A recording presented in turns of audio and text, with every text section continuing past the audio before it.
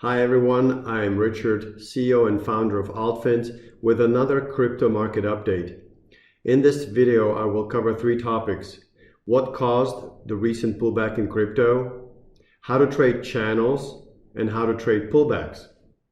So first off, I wanted to mention that last week we added an awesome section to our platform called Research Hub. And this Research Hub has our own proprietary fundamental research reports on select coins that we think have a big upside potential right here.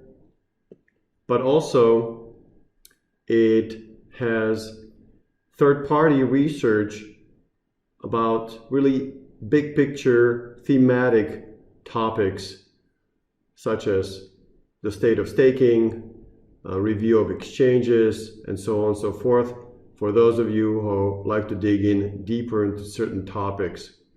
Go ahead and check it out. I think you'll find it extremely helpful and valuable. With that, let's dig into today's topics. Let's review first the performance of the top 25 cryptocurrencies by market cap. As you can see, in the last week, Bitcoin was down about 13%, Ethereum down 19%, and really most of the top 25 coins are down double digits, 10 to 20, 25% in the last week. Now, let's keep in mind that most of these have rallied in the last few weeks, in the last couple of months, by as much as 100%. So if we just take a look at Ethereum itself, we can see that Ethereum had rallied from the low of about 900 or so to as high as 2,000. So that was over 100% gain over the span of maybe a couple of months. So it's not surprising to see some profit taking. Obviously, markets don't go up in a straight line. There's lots of ebbs and flows and cycles, and so we're seeing some pullbacks here.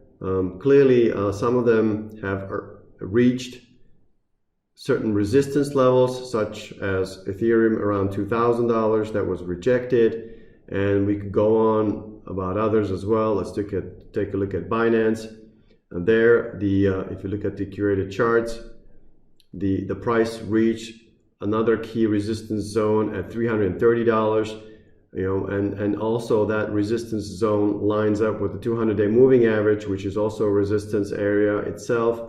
So it's not surprising that traders take profits at certain key levels that in the past have served as resistance or support levels in the past. In the case of Ripple, the price had rallied from 30 cents to 40 cents and tried to break above that 40-cent resistance level, which in the past was a support level, and that's a concept commonly known as polarity, and is one of the key concepts that a support level, once broken, becomes a resistance level, and vice versa. So clearly now the price is pulling back, and perhaps as close as 30 cents, which is where the next support level is, right? And that could be an interesting buying opportunity. So let's review what caused this recent pullback, other than natural upswings and downswings in the market, and profit taking, obviously, after some serious gains that the traders have realized. Well, what has happened or happened last week are a couple of things on the macro level which have affected the market expectations for rate hikes from the Fed. Specifically, one of the things that came out last week were the Fed minutes.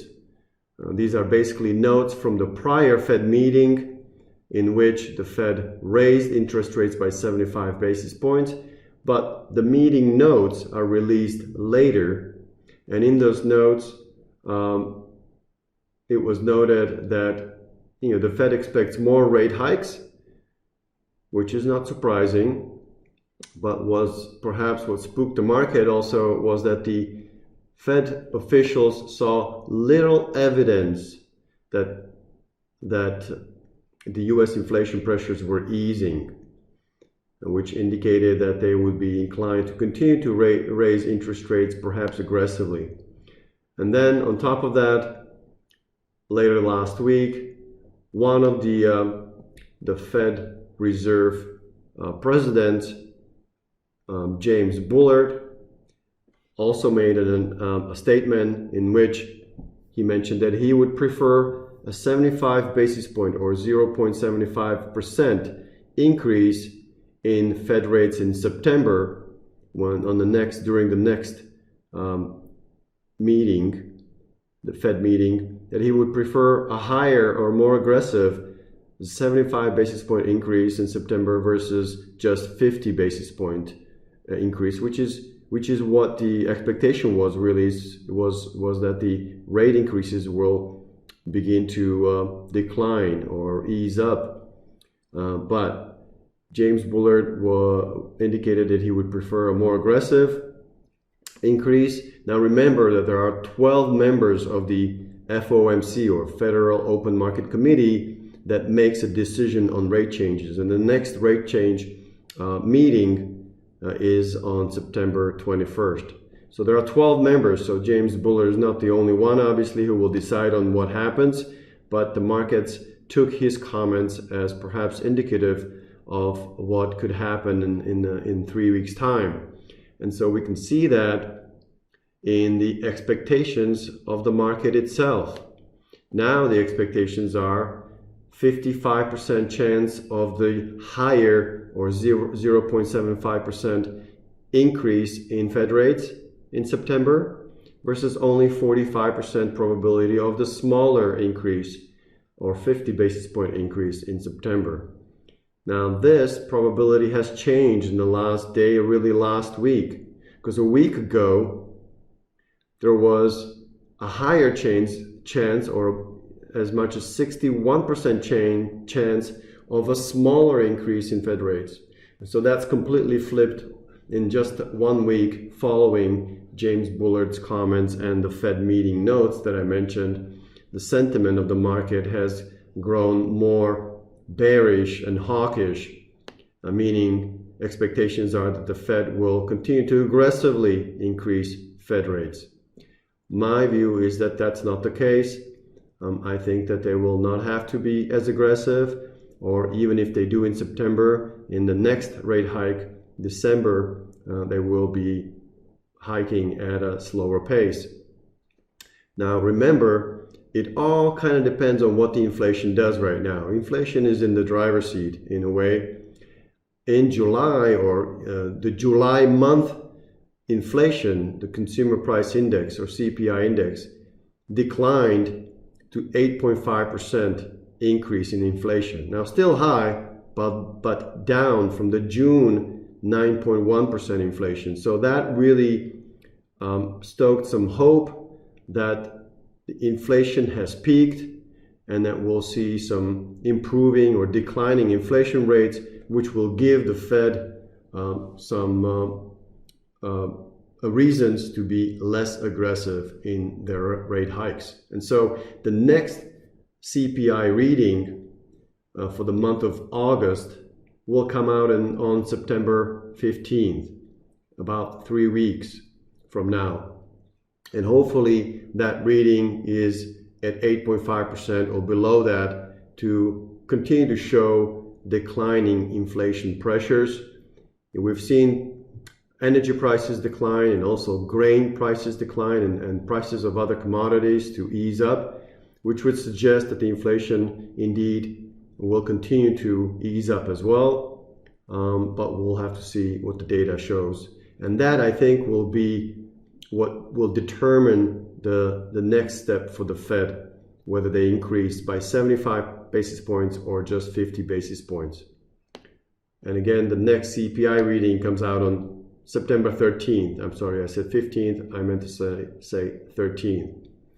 Now, how to trade? I think before the next 3 weeks, before the next inflation data comes out, I think the market will kind of trade in the sideways channel. So how to trade that and how to find those trading opportunities? Well, on the altFINS platform, one way to do that is to go to the curated chart section and look for all the sideways channel trading opportunities. So let's find those. Here we go. Now, I wanted to demonstrate a couple that I looked at recently. One was FTX or FTT token, an interesting sideways channel here that I believe has formed between the support zone at $25 and resistance zone $30, right?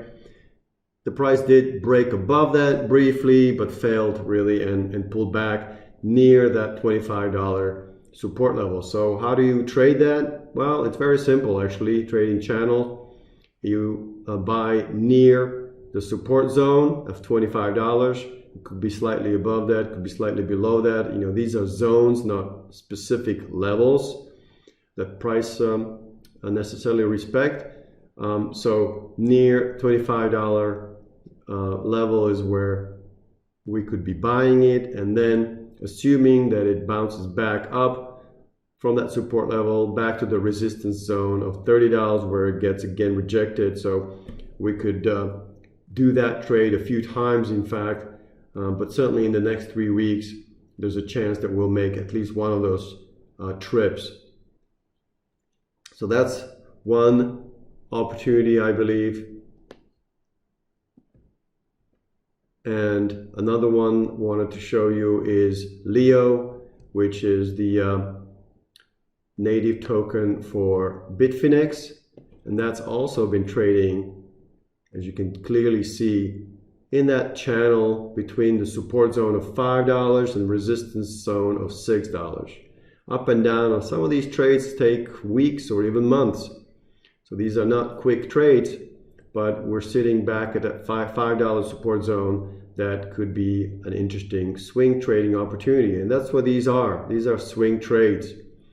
Swinging, we're assuming that the support holds and swings, the price swings back up to the resistance where the profit taking ensues again. Another last trading channel trading opportunity is Kusama, also another one that clearly has been stuck in the range between 50 and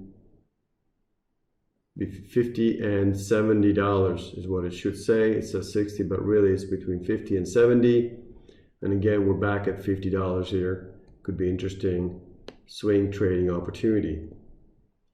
Now that's one way to do it. Another way to do it, it would be to be looking at pullbacks in an uptrend. So when we go back to the dashboard, there we have a number of predefined market filters or screeners, and one that I think is relevant now is a pullback in uptrend. Now there's two of them here. This one is based on the pullback of 1 day, but this one is based on the pullback or performance of that coin over the last week. In this case, I prefer this one. So let's look at the definition of this predefined screen and the results. The definition is that the 1 week performance is below -5%. So that's the pullback, and that it's not overbought, obviously, and it's also in an uptrend in the medium and the long-term basis. So we are sticking with the old adage of trend is your friend, trade the trend, right? So in this case, the trend is up on both the medium and the long-term basis, but we're experiencing a pullback. So that could be an interesting opportunity to get involved. So let's see which coins. There's about 2 pages of these. Well, the second page only has 1 coin, so it's about 26 coins that are on this list. And you can look at the charts here. And here I'm going to show the default analytics. These are basically things that I like to look at by default, which is the 50-day moving average and the 200-day moving average, the volume, the RSI, MACD. And so here we are. We can look at the charts side by side, and you can see that the prices have been going up and now are experiencing a pullback. Now, what to do here? Where to get involved? Well, ideally, you either get involved close to the support level again. So let's look at Uniswap. And Uniswap is one that we actually have a curated chart on. So let's take a look at the curated chart first. I set up my chart the way I like to see it. Let's go ahead and take a look at the curated chart. So basically our own in-house technical analysis. And here you can see designated by the red lines and the green lines, these are support zones based on the price action observed during the recent history. And here we can see that the nearest support zone is about $7.50, and below that the next support zone is $5 or $5.50 or so. And so the price has clearly swung up in the recent months, reached $10 a couple of times, got rejected, and pulled back from 10 to about $7 now, I believe. Where are we now? Here at $6.70. So that could be an interesting level to get involved on this pullback in what overall is still a coin trading in an uptrend, as that is designated here, medium and long-term trend. Another on the list is Ethereum Classic. Now here we don't have a curated chart. So here we have to rely on our own analysis of what we see in the chart. And here, if you look at the longer term picture here, we can see that, what are some of the key levels from the past? Well, so as the price approaches $30, let's take a look at that level. Is there any significance here? It certainly is. In the past, that level has acted as resistance level, in some cases actually support level, then resistance level. So I do think that again, this level is critical, is a level where the supply and demand from sellers and the buyers tends to exchange hands. And so this is now a support area that could hold and give us an opportunity to buy on the pullback in what is overall an uptrend, as is indicated here. Medium and long-term basis is in a strong uptrend, in fact. Now, the other way to identify some opportunities would be to adjust this predefined filter and do a couple of things. First of all, add another criteria that says that the MACD histogram, the last two bars or last 2 days, is up. Now we eliminate actually a lot of these coins with this filter. And what this says, the MACD histogram being up, that means that the momentum is once again slightly or beginning to turn bullish. So the price has pulled back. Let's look at the results here. But the MACD histogram, which are these blue bars down here, are starting to improve or rise up again. And that really indicates that the price has found a local support area. In this case, it's a 200-day moving average, which is really nice, and has bounced up. So that could be indicating that we found our support here and the price could resume its uptrend. We could also relax a little bit this screen or filter by eliminating the long-term trend as a condition, and we'll get a few more results here. So again, these are coins that are in an uptrend on a medium trend basis and are indicating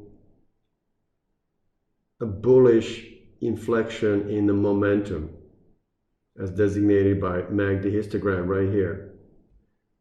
Binance, Monero, and a bunch of others could be candidates for sort of a swing trade on the pullback. All right, everyone, I hope this helps you with understanding what has happened in the last week in the crypto market, and also a couple of techniques on how to identify, or really 3 different techniques, how to identify trading opportunities. If you have any questions, please email us at invested@altfins.com.